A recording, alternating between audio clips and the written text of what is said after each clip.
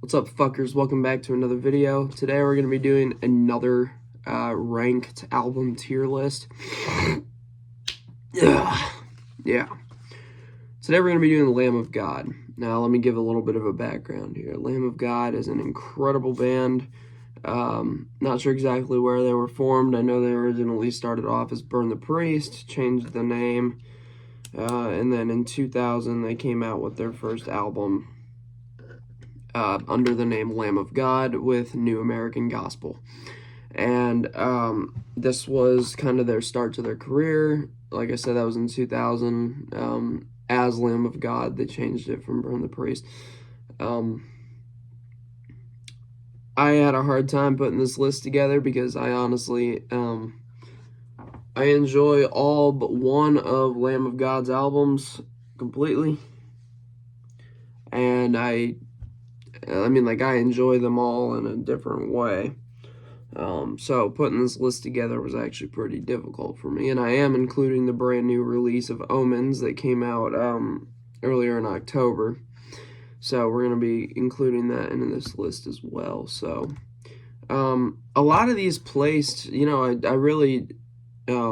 have a place for albums in my head when I first think about music, and then when I put these videos together, a lot of times those lists like fluctuate and things aren't exactly where I thought they'd be. So this is one of those cases where I'm taking a look at some of these albums and I'm thinking, holy shit, I can't believe I actually put those there. But I'm kind of boiling down to like everything when it comes to these albums.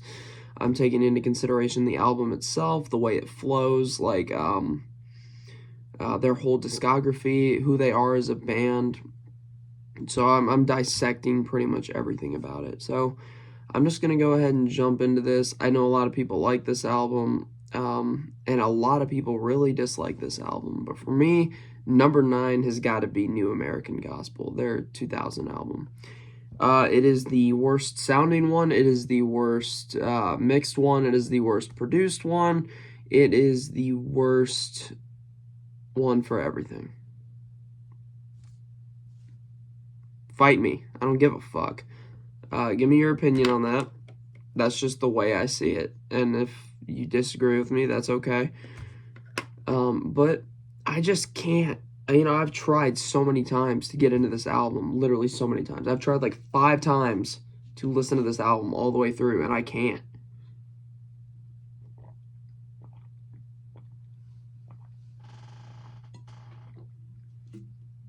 I just can't.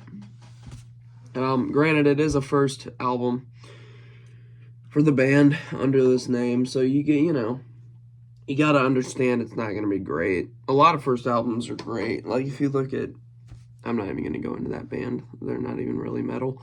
Fuck it. Their new album is metal, so it's fine. Like if you look at Mr. Bungle, per se, their first album is probably the favorite of their 4 for me. So that's the way I see it. But, I don't think Lamb of God started off with a strong first album. I know that they didn't have access to as many resources, and I'm sure budget was limited as well. Changing name of the band and basically just going into an entire new career pattern here for them. So I can understand why this album didn't sound that great. Black Label, though, I gotta give it to Black Label. Like, everyone who listens to this album, whether they love the album or hate the album, I don't know if there's a Lamb of God fan out there that doesn't like the song Black Label. And if you haven't listened to it, I think you should. I don't know what kind of metal fan I am, but Black Label will always be good, in my opinion, my humble opinion. I guess coming in at number 8, I'm going to have to go with their second most recent album, their self-titled one, Lamb of God.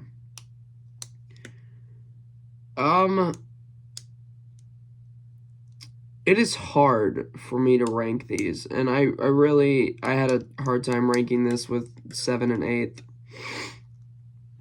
juggling which one should go where, and then I eventually just said, fuck it, they're kind of tied. So these two are tied.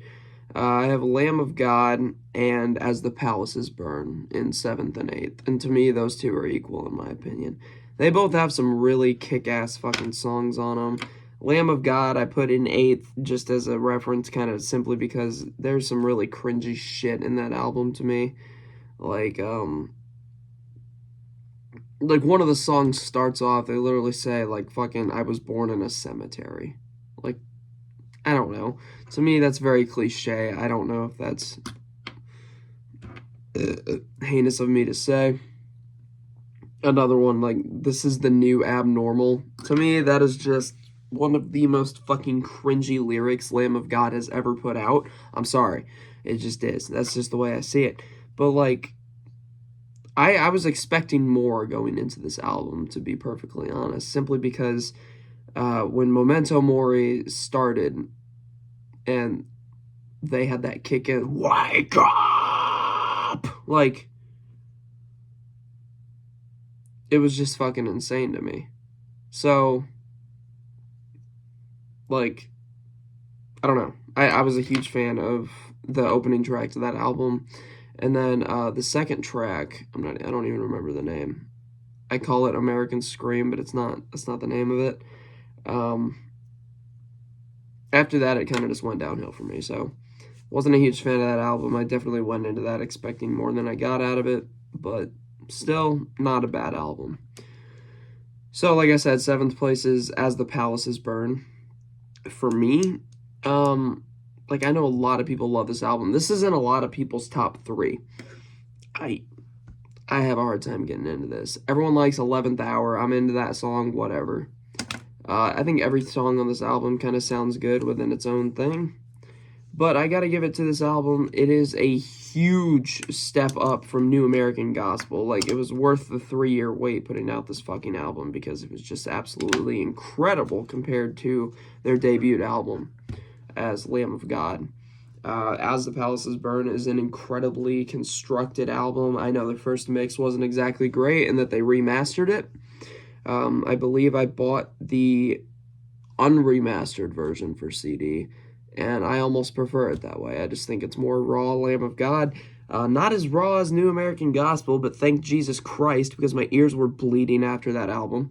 But, yeah, that's kind of where I stand on As the Palaces Burn. I wish I could have put it above 7th, but there's just other albums in my head that are better than that. I still think this is where they were kind of defining their sound, and some of the records that came out following that are in my top 3. So, going on to, actually, no, let's talk about that for a second. So, As the Palaces Burn, it really is an incredible album. I think it is consistent from front to back. It's got a good vibe to it.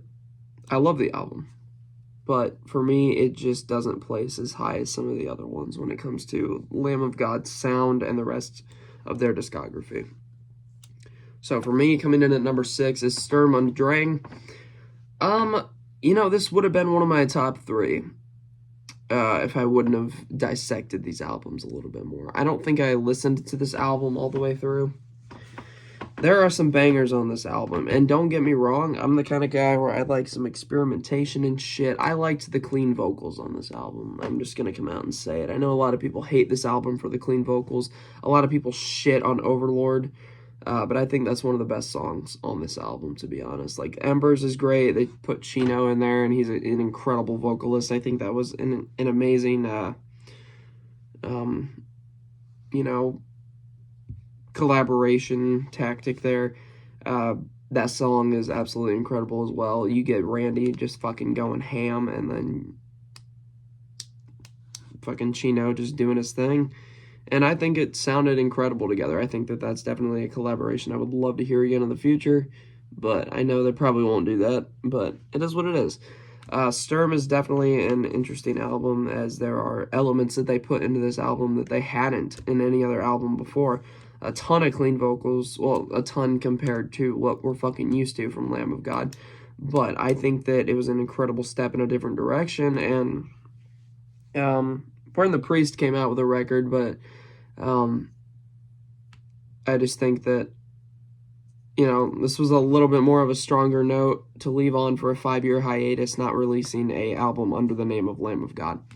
So, yeah, coming in at number 5, This is not a bad spot for this album. I put Omens at number 5, the most recent album. It's a good album. I listened to it all the way through on CD right here in this chair.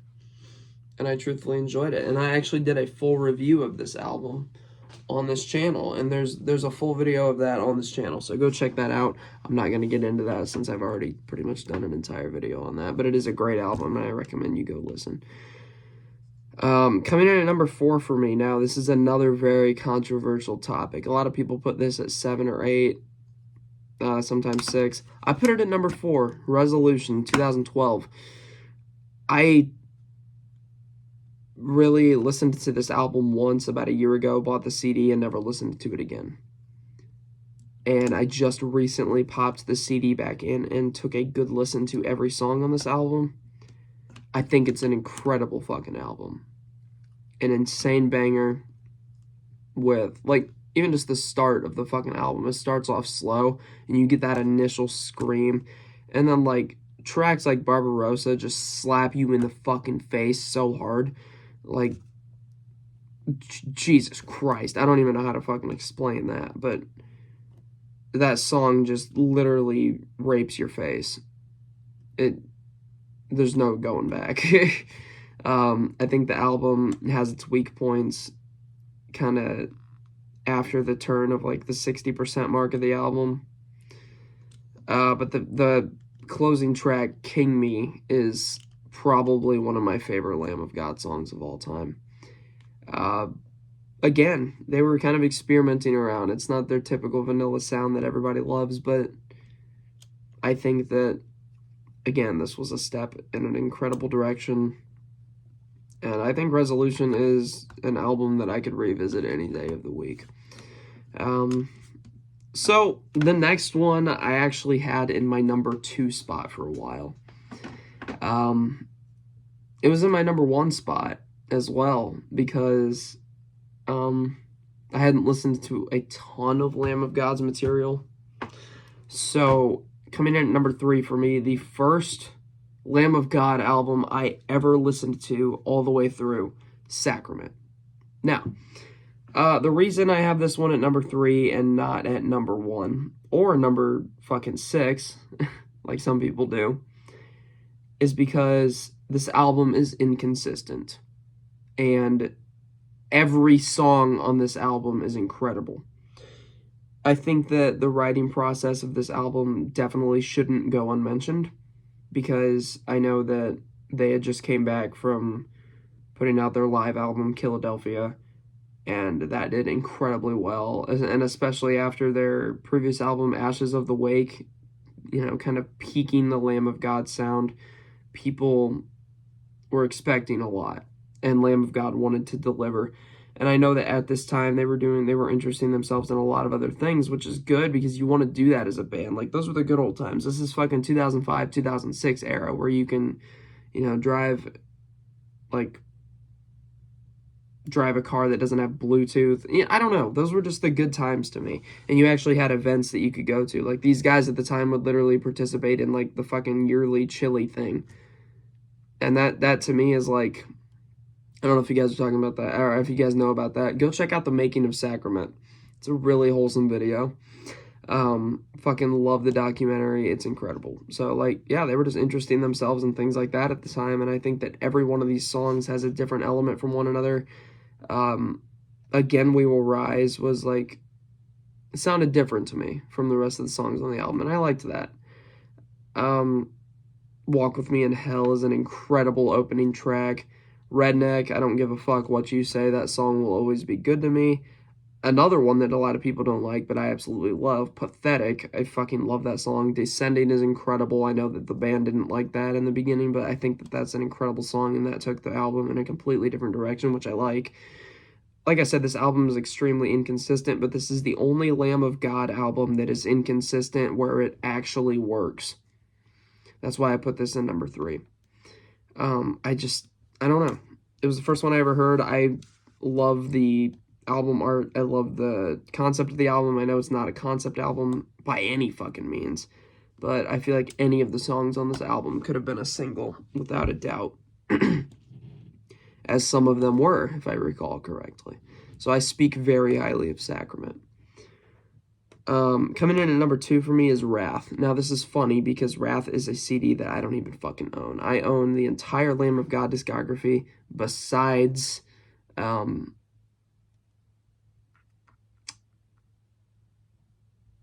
besides New American Gospel and Wrath. I own everything else.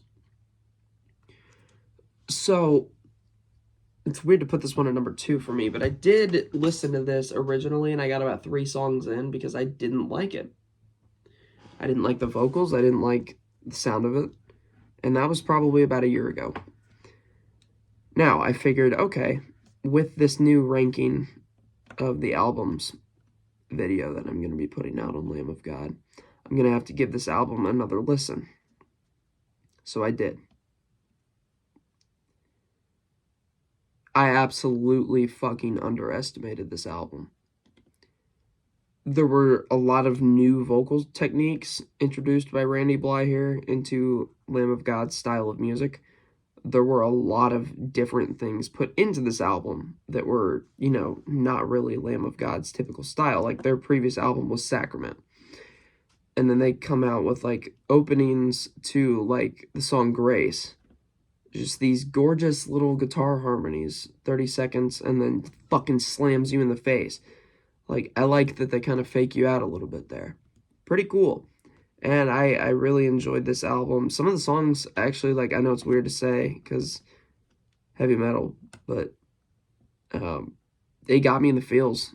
You know, I can attach a lot of these songs to the shit that I've been going through lately. Life hasn't been easy for me lately. I'll be real with you. I'm struggling with my senior year. I'm struggling with drama. I'm struggling with the biggest breakup I've ever had in my life. Things are kind of difficult for me right now. And drowning myself in music is a way to get through my problems, because I can, like, when it comes to, okay, I'm not the best student. I'm a good kid in school, but I'm not the best student. And I've noticed if I get behind on my work, drowning myself in music makes it go by so fast, and I am very productive. So if I get behind, I just pop in the fucking earbuds, put on an album, and just get to work.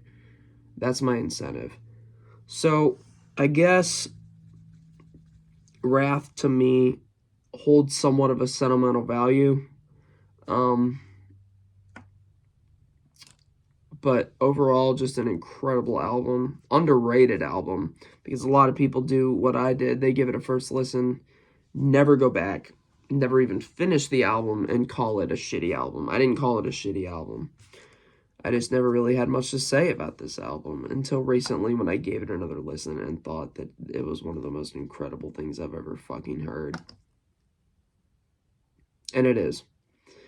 I know it's very typical of a Lamb of God fan to say, number 1, Ashes of the Wake. There was a part of me that didn't want to put this one at number 1 because everyone did, but I couldn't take myself away from it. This album lives in my Suburban. I listen to, like, Linkin Park's first 2 albums a lot, but and Avenged Sevenfold a lot. Those are the ones that mainly live in my Suburban. But when that's not in there, Ashes of the Wake is most likely in there. And I just think it's an incredible album from top to bottom, from start to finish. Like, how am I forgetting the name of the song? Laid to Rest, Jesus Christ. Probably the song that really, really took a new step into metal. Like, when it breaks down, it's just the, "See who gives a fuck." Like, everyone loves that. And I think that it was just an incredible album in general. Track number 7, I can't remember the name right now. I'm not good with Ash's song names. I'm not very familiar with it, but Hourglass was good. I love track number 7. So fucking groovy. I love this album, and it was the second Lamb of God album I listened to all the way through. No, I take that back, 3. Knowing nothing about Lamb of God originally, I went and bought their self-titled back in 2021. Yeah. Because that was the first year I was dating Raven, and her father figure at the time was a very big metalhead, and probably still is. I don't know, I haven't talked to him in a while. But I took a trip to Wooden Nickel, and I showed up at her house, and I showed him the albums, and I knew nothing about the band. And he told me that Lamb of God was an incredible band. So, without knowing anything about the band, I bought their self-titled and Sacrament. And, like, going on different opinions of the band, like, that was, their self-titled was one of his favorite.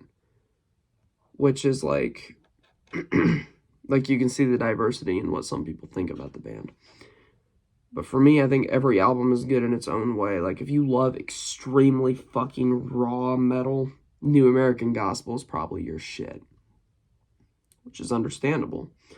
Like I said, Black Label's probably the only thing for me on that album. But when you get into the top 4 for me, I'd listen to Omens. Not as much.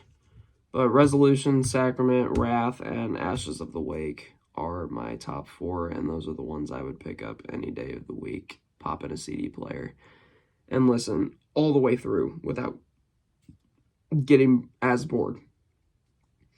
Now, I want to talk a little bit about Lamb of God and who they are as people. I know that they have all accomplished a great deal of success in their time, and it's very fair that they have, because they're absolutely incredible. First time I gave this band a listen, I was on a camping trip, and there was actually this really big metal YouTube page that got taken down, and I'm not exactly sure why it got taken down. Some of you might know the Metal Archive. At the time, I want to say they had about 70,000 subscribers when I first looked at Sacrament and a little bit of Ashes of the Wake.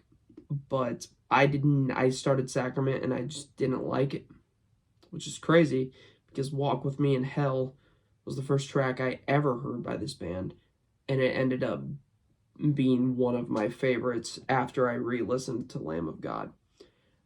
As I said in the Children of Bodom video, I was trying to expand my metal, because I only listened to hard rock shit like Avenged Sevenfold and Disturbed and stuff like that. And the only metal, I guess, that people considered was like Metallica. That was the hardest I got. And so I wanted to go deeper into the metal world and different genres and shit. And I ended up finding Lamb of God, and then I refound Lamb of God after deciding that I didn't like them, and absolutely fell in love with the fucking band. Does a lot of their shit sound the same? Yes. Is it spread out through different albums? Yes. Does that make it acceptable? Yes and no. I think that they're all great people in their own way.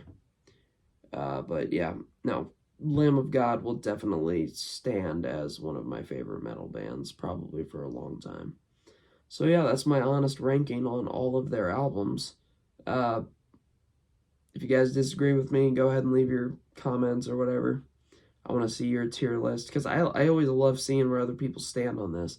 There's not a ton of ranked videos out there on Lamb of God, or at least one's worth watching anyway. But yeah, I'd like to know your guys' list, so let me know your opinions down below.